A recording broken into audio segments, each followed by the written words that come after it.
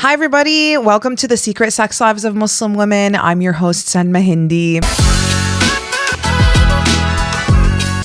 Welcome to episode 15 of the podcast. Guys, we made it this far. I'm so proud of the podcast so far and all of the people that it's brought in, all of the stories we've had on the podcast. I'm so grateful and in awe of all the vulnerable, brave women that came on and shared their stories. And one man, shared his story about coming out, which is not an easy one. There's still a lot of topics that I want to cover on the pod, like menopause, female genital mutilation, abortion. We did have an abortion story and I did have to get rid of it for legal reasons, which honestly, it made me really sad because I just think it was such an important story to have in the archive. To me, this podcast is more than just a podcast. It's kind of like a anthropological study, data collected about Muslim women, because I don't think that there's much data about us here in the West or in our diaspora. So for me, it's important to have a representation of all the different stories that we go through as Muslim women, as humans. This episode is actually a very highly requested episode because I'm going to be talking about my sex club and sex party experiences. Okay, I've gone to one of each. One sex club and one sex party. I went to a sex club in Berlin, Germany, and I went to a sex party in Beverly Hills, Los Angeles, in a $40 million mansion. Okay, two very different experiences. So let's start from the top. I'll tell you guys about Berlin first because that was the chronological order. That was the first one that I went to. Okay, so my cousin lives in Berlin, and I know people get freaked out. Okay, the topic of cousins has been coming up a lot. People are freaked out, and listen, like my cousin, I didn't even know her growing up. She's like a year older than me. I was never allowed to get to know her because she was from like the haram side of the family. Okay, my dad's brother, my uncle, he don't be following the rules, okay? I'm not going to expose his sins, but it's everything, okay? Everything but bacon, let's just say that. And so that was normalized in their household. And so we were told to stay away from them. So I wasn't allowed to get to know her or her brother. And then I had just met her the year prior in Egypt, right before doing ayahuasca. And we met once when we were 15. Oh my God, I still remember this. In Egypt, okay, in the North Coast at like our cousin's dinner party or something. And it was like an outdoor barbecue during the day. I was like, oh my God, you're so nice. And she's like, yeah, you're so nice. And then she was like, we should hang out after. And then my mom did a sidebar with me. I didn't even know that Arabs could do sidebars. I thought that was a white person thing. She did a sidebar. And she said, don't you fucking dare try and hang out with her. She said, don't even fucking think about it. And I was like, oh shit. I really just think the seriousness of the sidebar I went back to the dinner table and avoided her. I didn't even look at my cousin. I didn't even talk to her. So fast forward, I'm going to say 15, 16 years. We meet again in Egypt the day before I'm about to do ayahuasca. Things are intense, And I'm like, oh my God, you're literally like my soul sister. You remind me so much of my aunt that passed away. That was so funny. And everyone used to say that I'm as funny as her, which is like the best compliment ever. So me and my cousin were like getting to know each other, and she invited me to come visit her in Berlin. And then we went to this sex club called Kit Kat. This is apparently a really known, popular sex club full of tourists, aka myself. My cousin, she got her period that day. She wasn't feeling good. I was literally gonna cry. I was like, I came here just for the fucking sex club. No, I'm kidding. I came for you also, but I was really upset. So she was like, okay, let's just take a nap and then let's wake up at 4. We literally woke up at 4 a.m., showered, got dressed, got ready, and we got to the club by 5 a.m. This is what they do in fucking Germany. They just party for 3 days straight. I'm not joking. Like my cousin was telling me, she was like, I would wake up in the morning, eat my breakfast, by like 1 p.m., go to the club, do drugs all day, dance, and then come home and sleep and go to work the next day.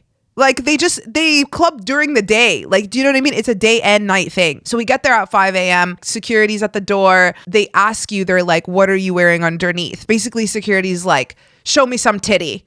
And then you have to be like, okay, here. And then you show some titty and they're like, okay, good. You can go in. Then you go inside and then you have to give them your phone, okay? So you strip down into your lingerie and you put your clothes and your bags with them with coat check. You leave your phone there. Nobody's allowed to have any phones inside. Otherwise, you'll get kicked out. Immediately me, I was like, oh my God, I have to give them my phone. That means I actually have to be present for this experience. Obviously, it's fucking intimidating. It's scary. And like, Germans are not just like, there's some people who are topless.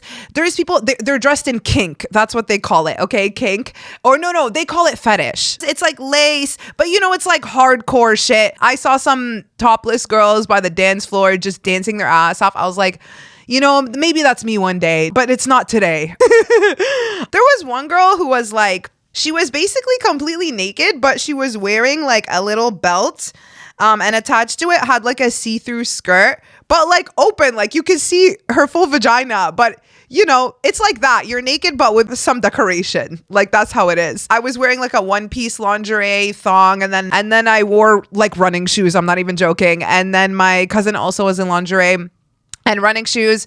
So we go in, there's like 3 levels. It's kind of dingy. Berlin gives New York, by the way. Berlin really gives Brooklyn. Like it's like older buildings, really haunted, gloomy. You know, it's like warehousey, but also like dingy old apartment type vibe. Like that's kind of what it was giving. Like you could tell the place was worn out. Okay. You can tell the city's been through a war or two, if you know what I mean. So there's like a pool on the main floor, and then there's like a dance floor, also a main floor, dance floor downstairs. There's like multiple different rooms, multiple bars. So we go downstairs, and in Berlin, I think it's like one of maybe the only spots left where you can smoke cigarettes inside. So people were smoking. We rolled a joint and we smoked. There was dominatrix women. They're not here to play. Okay, they're in like a corset. They're holding the whip.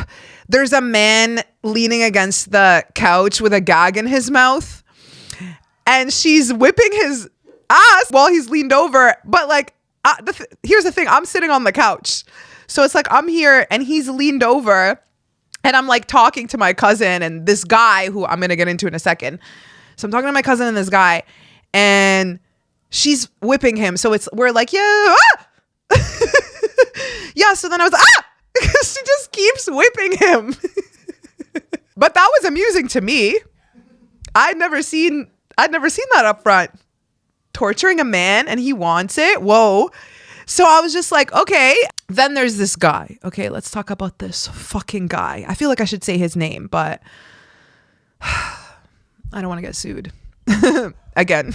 Okay, so this guy, let's just call him M, piece of shit. He's half Ecuadorian, half Haitian, and he is from LA, and he shows up and he's talking to us, and oh my God, he's sharing like dark parts of his life. Oh, he had a hard time, blah, blah, blah. And now he's like picked himself back up. He's doing all these like routines and self-care and blah, blah, blah. And I'm just like, wow, deep like emotional connection at the sex club. Wow, of course I would get this Disney fairy tale story.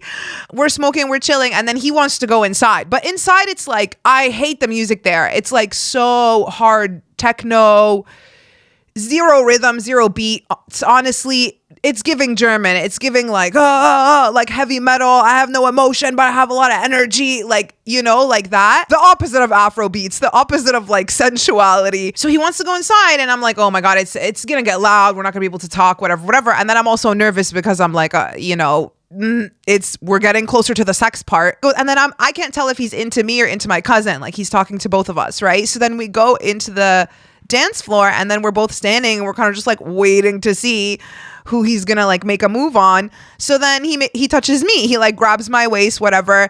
And then he's like trying to dance with me. And I'm like, good luck, buddy. Okay, I don't even know where my body's gonna go. You know what I mean? Sometimes it's a 1-2, sometimes it's a 1-2-3-4. Like, I surprise myself with my own rhythm. But anyways, he's trying to keep up. I tell him, okay, so this is now you're gonna see the virgin. I'm not a virgin. The virgin in action. At this point, I hadn't had sex for 6 months. I tell him, you can dance with me, but you can't touch my boobs. You can't touch me down there, and you can't touch my ass. So he's just basically like touching my waist. He's giving me a massage, whatever. He starts giving like my shoulders a massage. At one point, he's giving me a massage, just feeling really good. He goes, okay, come to the back and lie down so I can give you a better massage. I'm like, okay. So we literally just walk to the back of the dance floor and I lie down on like this flat, cushiony bench. And he's giving me a massage. And then at one point, I did feel him like kissing my back. And then I don't feel anything. And then all of a sudden, I feel like extreme pressure around my butthole. And I turn around and I see he's trying to put his dick inside of me. And I was like, whoa. And I saw the front of his dick had a little bit of white on it. And I freaked the fuck out. I was like, oh my God, like, is that sperm? And then I looked closer and it was just a condom. Like it was like the top of the condom was squished because honestly, his dick was small. Okay. But anyways, so, but my vagina's closed. Here's the thing. Like vaginismus at this point, my vagina by default is closed and I have to trust you. I have to actively surrender. I have to actively open it and welcome you in, right? So that's also why a lot of guys, when I tried to have sex a lot before I was ready, a lot of guys would try and like put it in my asshole. And I was like, that's the wrong hole. But it's because my vagina was completely closed. So their dick just goes to like the path of least resistance, which if you can believe it, is my asshole. So that's why he was like trying to shove it in. I was like, buddy, it's not going in anywhere actually. And like, vaginismus, like your vagina can injure a penis. Like it's like trying to shove it into a wall. Like my body's not going to let you in. One of us is getting hurt basically. Immediately I go, I'm not trying to have sex with you. And he goes, and I was like, I don't have sex with anyone the first time I meet them. And then he was like, okay. And then he just got up and left. And I never saw him again. That all happened in like a couple minutes, right? And then I get up, I go back to the dance floor. My cousin's there. She goes, ooh, what happened? And I was like, oh my God, like he tried to have sex with me. And then she goes, well, yeah, what do you think? We're in a fucking sex club. And I was like, I don't know. Like, I didn't think it was going to happen that fast. Like, I thought maybe he was going to ask me, like, what the fuck? When something like that happens, you're like, am I crazy? Was that weird? Was that assault? Like, what's going on? Like, initially, when I was standing with her and we were kind of dancing, I felt sad that he left. That was the first feeling I felt because my abandonment issues are strong. So the first feeling I felt was, wow, he left. So he is a jerk. Like that was the first thing going on in my mind. And then I was like, oh no, he did fuck up. That didn't feel good, whatever. And then we went upstairs and we sat by the pool area and we were just chilling. Everybody was trying to talk to me and my cousin, by the way. Oh my God. The way the club was lining up and men would just come and bother us for no reason. Like they'd be like, can I sit with you guys? I was like, where are you going to sit? You want to sit in my lap? I was like, no. Me and my cousin are sitting here. When we were sitting by the pool, there were some queer men next to me. I asked them, I was like, do you guys have drugs? And they were like, what do you want? I was like, what do you have? They were like, what do you want? And I said, oh, okay, so you guys have everything. And I think we just asked them for tobacco. I can't even remember. But then I told them what happened. I said, this guy tried to stick his dick inside of me. And they were like, what the fuck? They were like, did he ask you? And I was like, no. They were like, I was laughing and they were not. Their faces fell and they were like, if you see him again, you should tell security. They will kick him out. Like, that's really fucked up. And I think they were German. And so that really made me be like, oh yeah, true. It made me really embrace. I already was feeling the ugly feelings of like shame and violation, but I was kind of trapping those feelings, if that makes sense. But when they said that, it let me live out the feelings. So I let them out into my body. And then I started feeling bad. And then my cousin wanted to go back downstairs and we went back downstairs. We went back into the room for 1 second. And then I was like, I can't. It's reminding me of him. I don't want to go in there. So she's like, okay, let's just go upstairs. So then we just went and danced in like other rooms. And then she apologized to me, my cousin. She was like, listen, like, I think my reaction was really inappropriate and you were right. That was fucked up. And yeah, like it's not normal, whatever, that he did that. But honestly, it kind of gave me an insight. Like every time someone, especially a woman, doesn't give full weight or honor to a violation or some sort of sexual assault or even physical abuse, it just gives me insight into what they've been through, you know, where someone wanted, like a man wanted to have sex and you just kind of went along with it, even though you weren't in the mood, but it's what's expected of you, or it's what everyone else is doing, or we're at a sex party. What do you fucking think? I feel zero fucking pressure to have sex at a sex party. In fact, I feel the safest at a sex party and at a sex club because consent is really important. They will kick you out. There's security. There is a system that is enacting consent around me. I can't say the same about any bedroom. To me, I felt no pressure. I was going in there with a different mindset, which was to be curious. Anyway, so when I first walked into the club, immediately I got noticed by two people, two Egyptian people. They were like, oh my God, are you Salma Hindy? And then my cousin was like, what the fuck? Are you famous? And I was like, no, I'm really not. But like this shit be happening in the most random cities at the most random times. They were leaving. And then we went in, whatever, we had our whole thing. At one point when we were like going up and down the stairs, there was like a side room. Nobody was having sex at this fucking club, by the way. Nobody was having sex. It was just, everyone was just dancing and being slutty. And I was like, damn, is this generation really not having sex? Like, you know who was having sex? The swingers club down the street. Okay, my cousin went to that club. She said not a single person was on the dance floor. Everybody was having sex because nobody wants to have sex more than married people. Okay, with other people. Meanwhile, this club, all single young people, nobody's having sex, except there was a couple when we were going up the stairs, down the stairs, there's like this little side corner, kind of like almost like a cave, if you will, but with like candlelight. And there was a couple in there having sex. And I think it was a girl that was getting fucked by a guy. And then later, I think she had sex with another guy. And my cousin, everyone who was walking past that room was like being respectful and not looking. Not me. I was literally like, I came to watch. I came to learn. I'm curious as hell. So anyways, I was looking at that couple and I was like, you go, girl. I was like, you're the only one of us in here getting fucked. I was like, good for you. Yeah, okay, girl, that was getting fucked. Good for her. Honestly, living her ancestors' dreams. And then we went to go chill by the pool, okay? And here's the thing with like sex positive spaces. Even if you feel like you're having a downtime or a down moment, it's not a down moment because something else is gonna fucking happen and you're gonna be watching, okay? Because people love, like, especially in these sex positive public spaces, they love to express themselves, or they love to have sex in front of other people, or they love to do sexy things in front of other people. That's part of the arousal, right?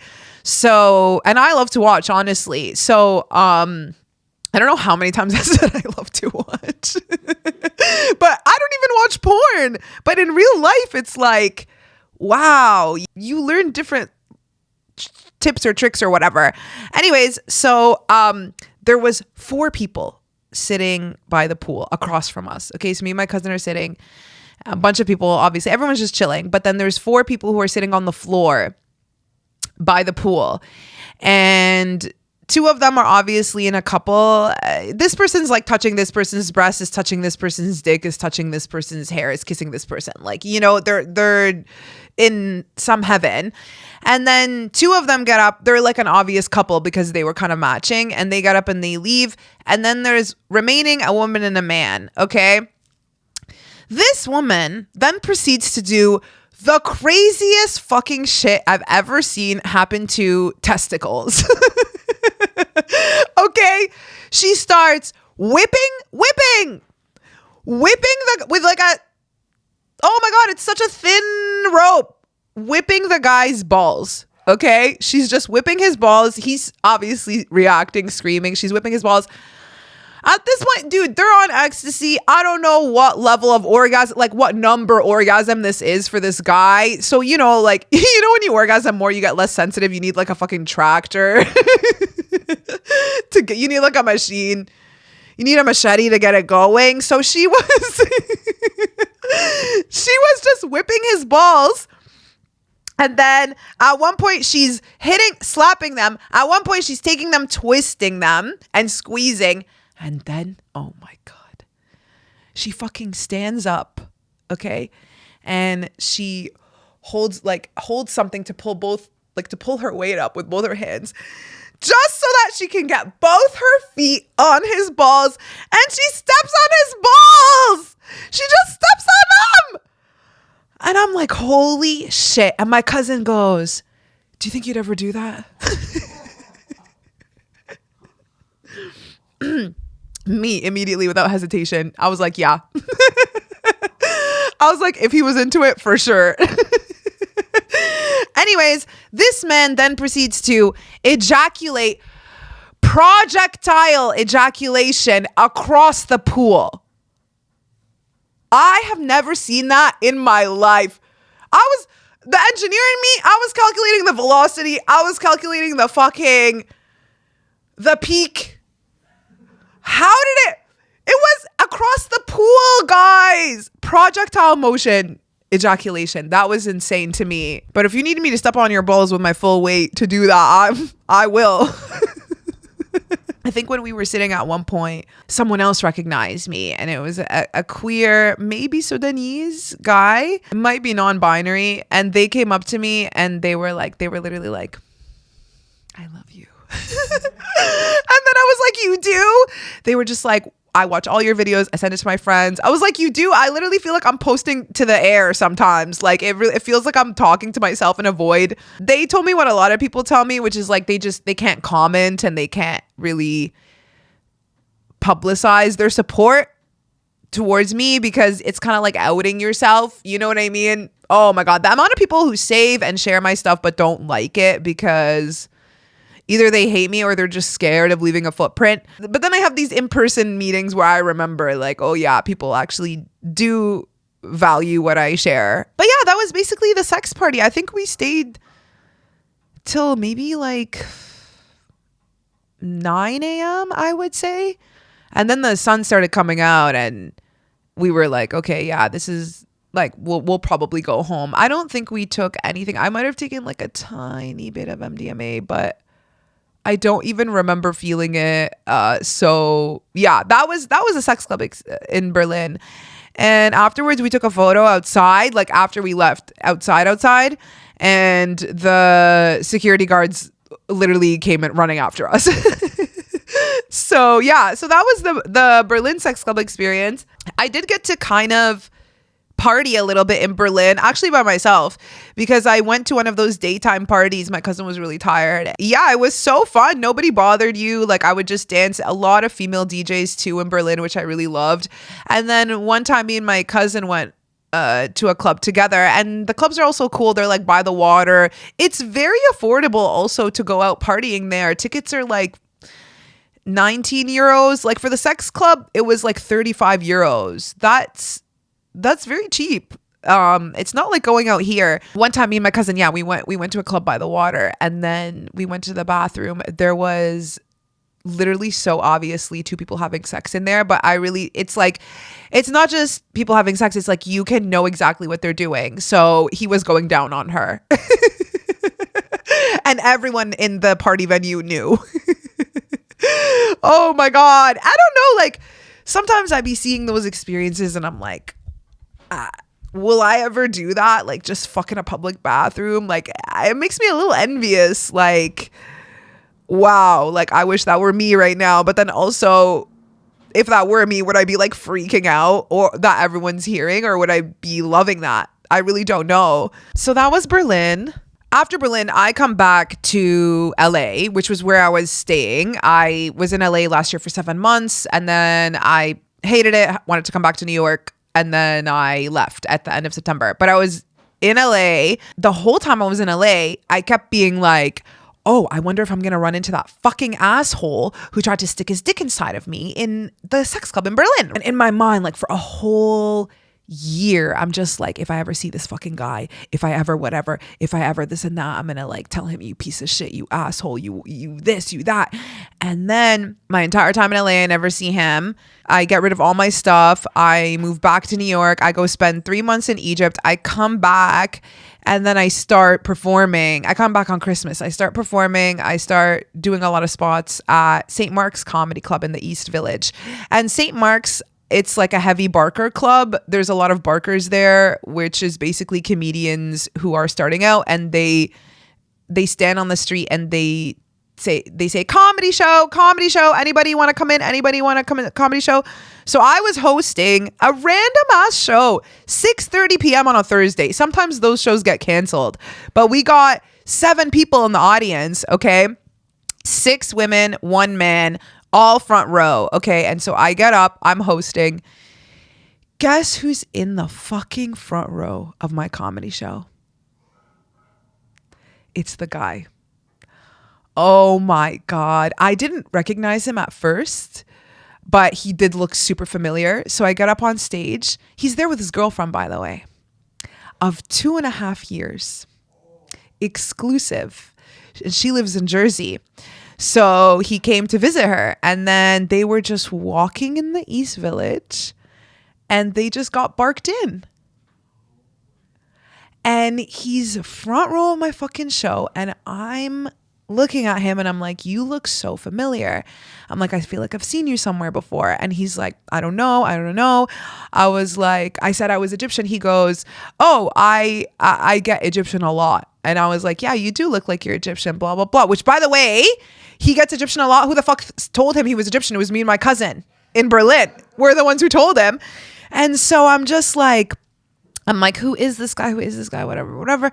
And then I get off stage, and it was in the middle of the show. Okay. I had brought up half the comics, and then my friends came to see me. Some friends from acting class, they left.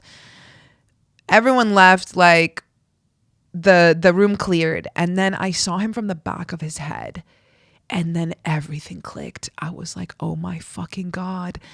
I started freaking out. I went into the green room. I had like a panic attack. I was like, oh my God. I was like, guys, I have to tell you something. Like I started telling these like fucking like 22-year-old barkers. I'm crying to them. Like, one of them is my ex. Literally, I'm just like, no, please, my ex is there. Please. And I'm telling them everything. I'm like, I was like, this guy, he's giving me a massage. And then he pulls out his dick. I was like, small. I look at my ex. I'm like, small. So small. It's not big like yours. And then they were like, what the fuck are you talking about? Like, what are the chances? Well, first, like, my ex started like hugging me, started kind of like helping me, like, cause I was freaking out. And then he was like, how do you know? And I said, I don't remember his name, but I swear to God, like, it's him. And then I was like, okay, I remember that he's half Haitian, half Ecuadorian. And then they were like, okay, go up on stage and ask him where he's from. If he is, then you'll know. But at this point, I already fucking know. Okay. But I have to like prove it to these guys before they let me do anything. Okay. So I go back on stage, and then I'm like, hey dude, where are you from? And he goes, I'm half Ecuadorian, half Haitian. And I literally look at my ex, and I'm like, see? And then I was like, oh, cool. I was like, and how long you guys been together? He's like, 2.5 years. I was like, 2.5 years. Are you guys exclusive? He's like, yeah. I was like, okay, thank you. And then I get off stage, and then I'm fucking raging in the green room. Okay, the rest of the show. And they're just like, Salma, they're trying to calm me down. They're like, don't say anything till the end of the show. Like, you don't want to ruin it for the other comics, blah, blah, blah, blah, blah. I'm just like, this is too much of a fucking coincidence for me not to say anything. So then I get up on stage, and then I say like, thank you guys, whatever, we're wrapping the show. And then I was like, can I be serious for a second? And then all the girls are like, yeah. And I was like, okay, last summer I went to Berlin. I went to a sex club for the first time in my life. And I met this guy there with the same name as you, who's half Ecuadorian, half Haitian. And he tried to stick his dick inside of me without asking. And I was like, and it is this man right here. And everyone's like, whoa! Comics are running out of the green room. They're jumping up and down. They're losing their shit. Okay. I go, it's this guy right here.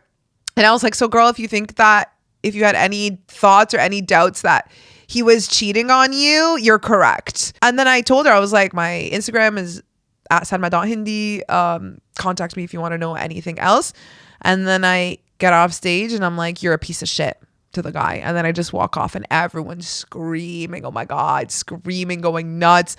And they were just frozen for like 10 minutes. They just sat in place and they didn't move. And I wrote down my phone number and my email and my Instagram, and I went back and I gave it to the girl and I said, I'm sorry. Even in the beginning, before I said anything, I said, listen, like, I'm doing this out of love, but I was also doing it out of revenge for me, you know?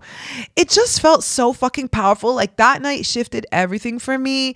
It made me realize, like, I'm not actually mad at all men. Like, I'm mad at my assaulters, my abusers. And it made me actually start calling out my childhood abuser online, my number one emotional abuser, who is my brother-in-law. It's my first time naming him, my oldest sister's husband. I was able to like finally expose him for what he did and how he was such a fucking asshole to me. But I felt so fucking powerful on that stage. Like I just felt like everything wrong, all the power that's ever been taken away from me, I just felt it come back. And I was just like an arrow. Like I was like, when he said, you know what he said when I called him out? I said, you were in the sex club in Berlin. He goes, I've never been to Berlin. And his girlfriend looks at him like, what the fuck? And then all the guys were like, check his fucking passport. I was like, yeah, of course they know how to call out a liar because they're experts at lying. When he said that, I said, dude, I can call up my fucking cousin right now. She's a witness to you. Like I was just like, you think you can lie against the truth? Like you think you're more powerful than the truth? It's just so funny to me. Anyways, and that guy, if he didn't even remember me and he tried to fuck me, like he probably did that to so many girls. You know, he's probably raped girls too. And she has no idea. She never reached out to me. I honestly hope that she's doing well and that she left his dusty ass. Like, I don't know. Maybe a public call out or public humiliation was exactly what she needed to wake her up, but maybe it wasn't. Maybe it just made her go deeper and I'll never know. And that is kind of a risk that I took, but fuck that fucking guy. Like he also violated me. So yeah. Anyways, okay. Just being a girl. There's so many comics who have jokes about this, but like, I think it was Natalie Elkar. She had this joke where she was like, being a woman is just like realizing that we've all been raped at some point. And it's like, oh, you too? Oh my God, me too. Oh my God, when? Oh my God, where? I haven't been raped though. Okay. I will say that I am grateful. I mean, I've only had sex 2 times, but of those 2 times, 100% consensual. So when I was in LA, I had a couple friends there who were really interested and intrigued by me going to the sex club in Berlin. And we'd been saying for a while that we wanted to check out some sex parties in LA, but it's like we didn't know which one. And then someone referred us to a sex party. I'm not going to say the name because I don't want to be seeing any of you bitches there when I go. You know what I mean? Here's the thing. Like people say you should go to a sex club outside of your main city so that you don't run into anybody you know.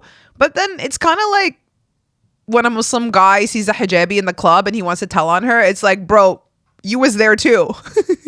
Like, what are you doing there? But for me, it's not about someone finding out my identity that I'm there. It's more so about like, if I know that somebody who knows me is there and I don't know them like that, like I don't feel fully comfy with them, then I might hesitate to try things. But I actually went with my 2 friends to the sex party in Beverly Hills. I really like going with friends or going with someone that I know to a co-ed sex positive space because it just, I don't know, it just feels better when you know someone who's close by in case something happens. So we got told about a sex party, a private sex party, like it's basically like sex party membership. That's kind of how these things work. You go on the website, you apply, and you have to submit your photo, your name. For this particular sex club or sex party, we had to fill out a paragraph describing what consent means and what consent means to me.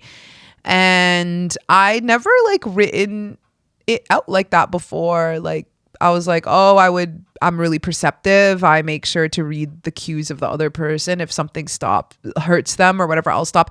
By the way, guys have asked me to stop in bed. I don't know. One time I was giving this guy a hand job. I almost burned his dick off. It was the first one I was properly giving. And like, I was just like, y'all do this like with nothing. I was supposed to spit, but, I think I licked my hand. I think that's what I did, but it wasn't enough. And so he told me to stop. And I remember being like, almost like, why? But then I obviously stopped. And then with another guy, at some points when I would touch him, he would get ticklish. So he would ask me to, and I was like, oh, okay, yeah, that's, my masseuse says being ticklish is actually your body's first line of defense.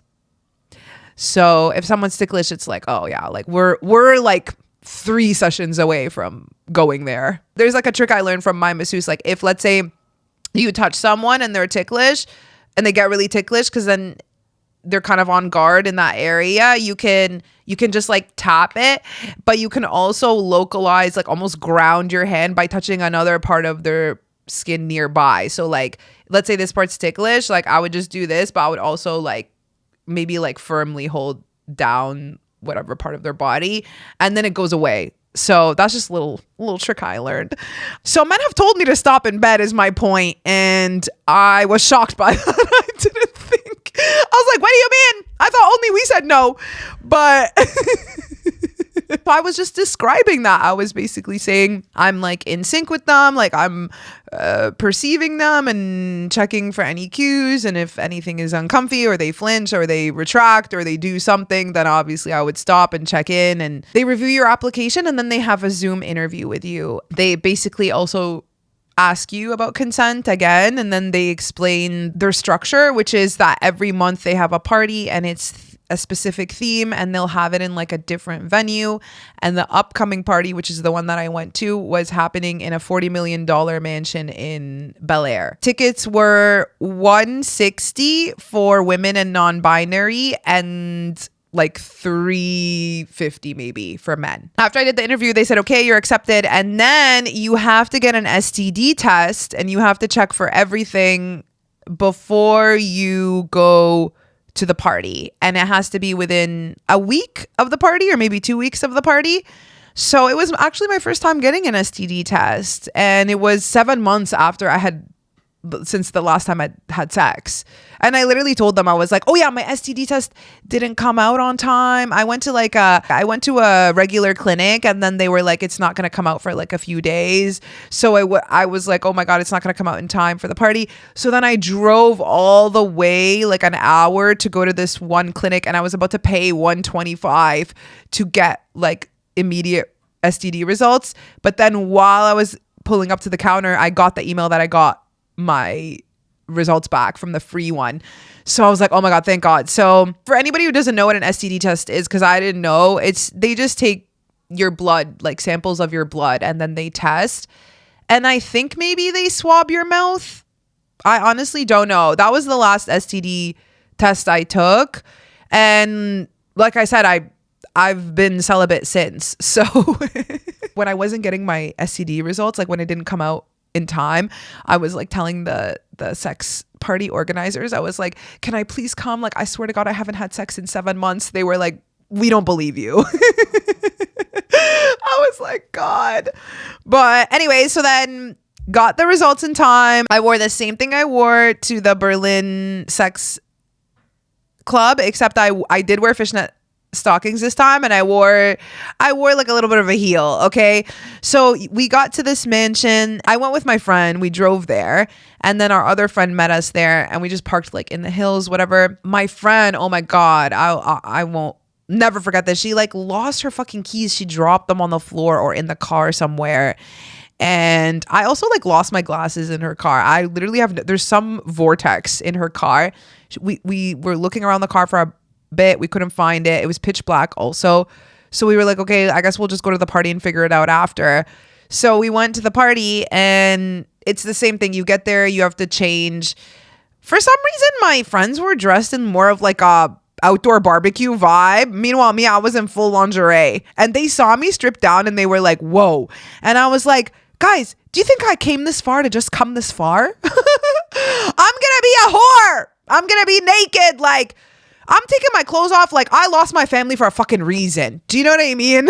I'm gonna make it worth it. But it was cool. I do love the little pleasure of like intimidating men, like just to see their jaws drop. Yeah, you leave your phone there as well, whatever. And then it's like a full party. It's like just such a fancy ass mansion, humongous. You walk down the stairs, there's like a whole entire section downstairs as well, and then a full facility there too. And then when you walk past it, there's a massive pool. It's like an infinity pool. And so we started in the house. Okay, we started on the main floor. I think it was one level, but obviously massive. There was like a masseuse giving 15-minute massages. Okay, so I went and then I sat with him. And he was like unbuckling he was like, oh, you know, a massage is best with the least amount of clothes on. I was like, buddy, I'm in a G-string. Like,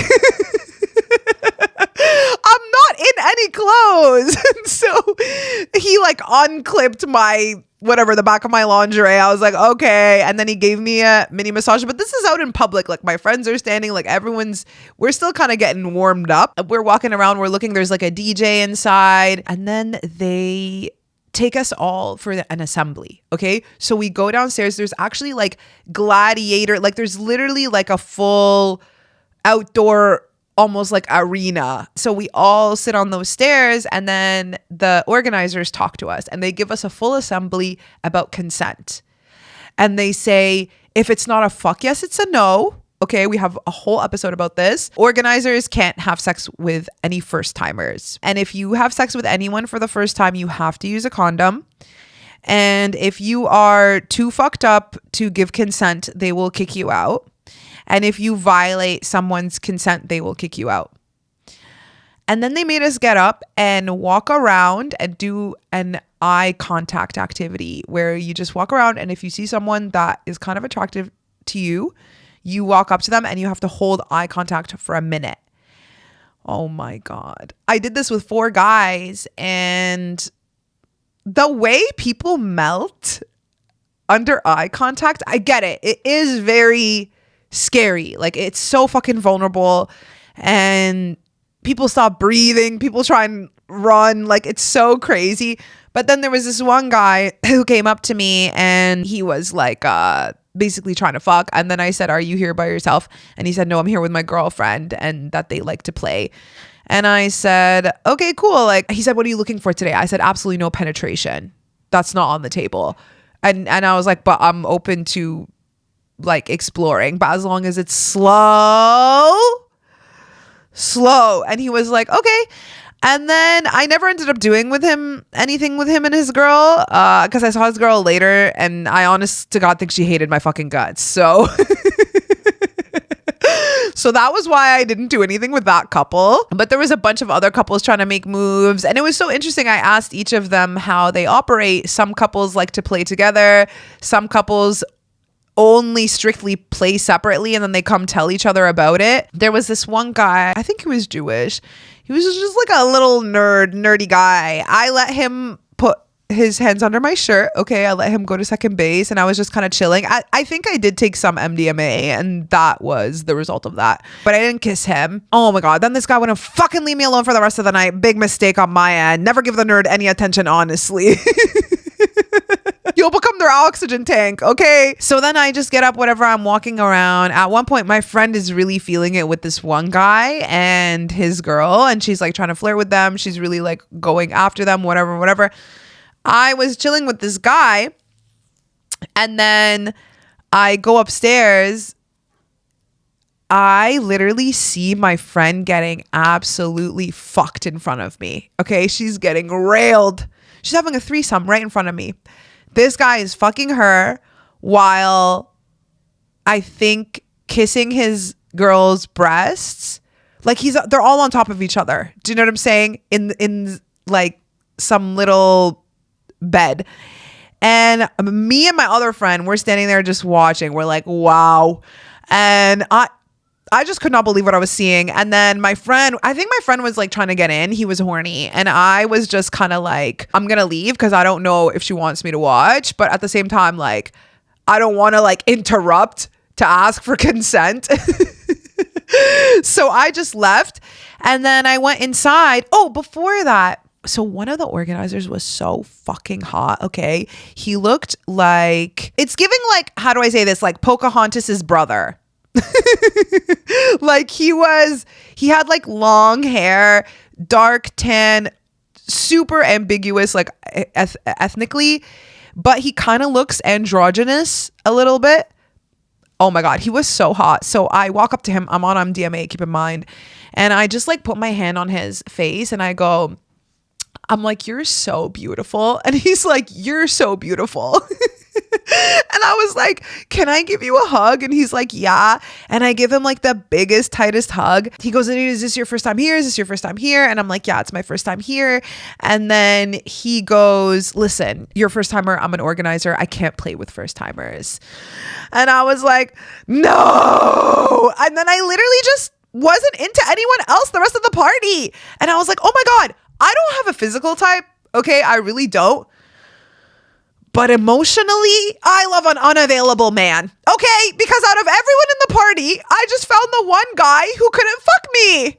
I was like, wow, how do I keep doing this? How do I literally keep doing this?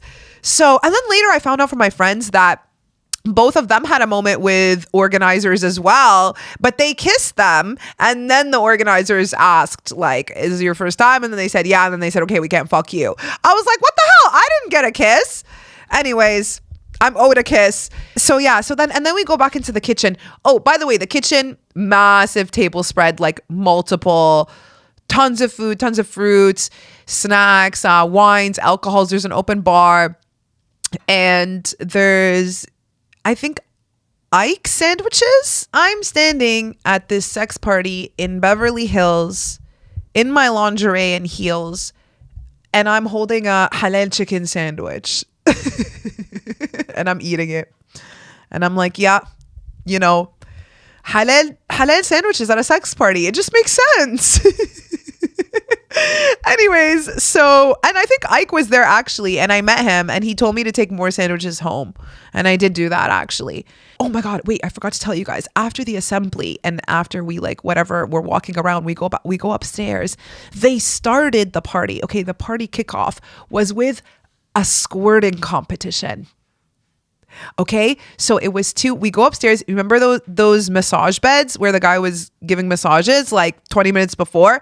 He's not there anymore. It's two girls lying down, legs open, and we're standing like kind of on the edge of the bed, where closer to their legs. And they give us paint brushes and they put an easel in between the girls' legs and they put some paint drops on the easels.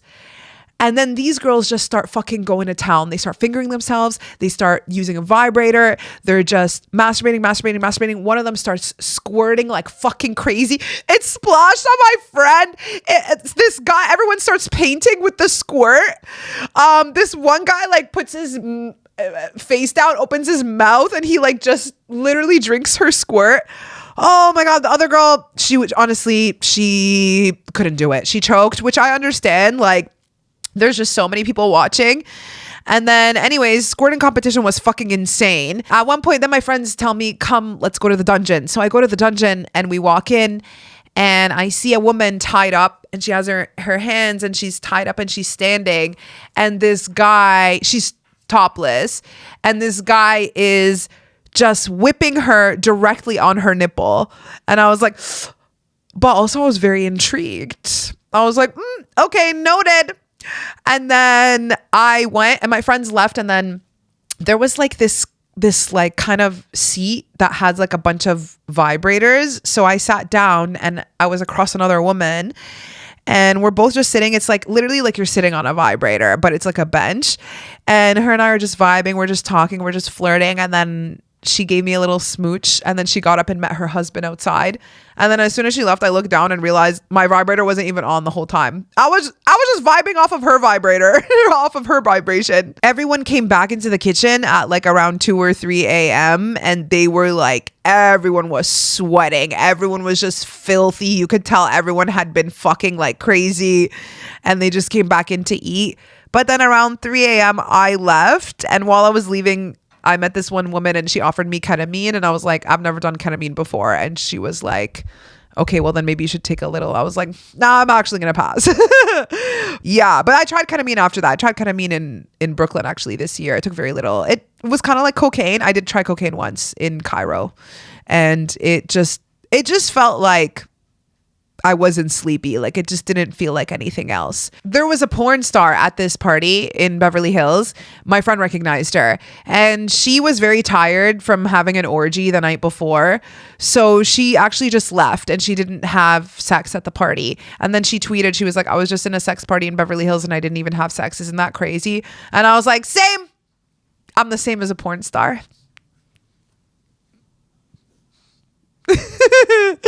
Anyways, yeah, so that was that sex club experience.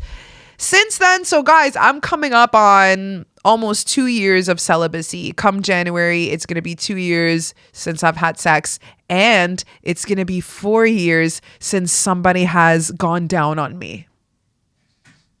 Isn't that so sad? It's all I want, okay? But at this point, I actually do feel like I'm starting to get more comfy in being single and in enjoying the withholding. Now I'll tell men straight up, like, I'll go to second base with you, maybe. And I still haven't done that. Like, I actually just recently joined a bisexual women's only sex club, sex membership, and they have events all over the world, and they have a bunch in New York. So I signed up, I got in, and yeah, I'm yet to check it out, but I will. Like I'm actively browsing their events and trying to figure out like who I want to take with me, because I also don't want to go alone, but I want to make sure I go with someone who's like safe and not judgmental and also fun, you know, and open. So yeah, that's kind of where I'm at right now with my journey. I'm so grateful to you guys for giving me this platform and this space to discuss the most vulgar detailed things ever. This is literally the notes that I sent to the studio to print. Sex club in Berlin, security titty flash, DOMs, sitting by the pool, projectile ejaculation. So I'm just so happy that I get to do this as my job. And I really do think that this podcast is killing the shame, the sexual shame, or so hopefully some of it that we have. And that is really my mission with it. So thank you guys so much for tuning in so far. And as always, we're looking for guests. So if you are finally ready to share your story, then reach out to me at thesecretsexlives@gmail.com. And please rate the podcast. It really will help us get money for sponsors and for ads. So I want every Muslim woman to know about this. And I want this to reach people in their closet in Saudi. And you guys listening and rating will help make that happen. So I'll see you guys next episode. Bye.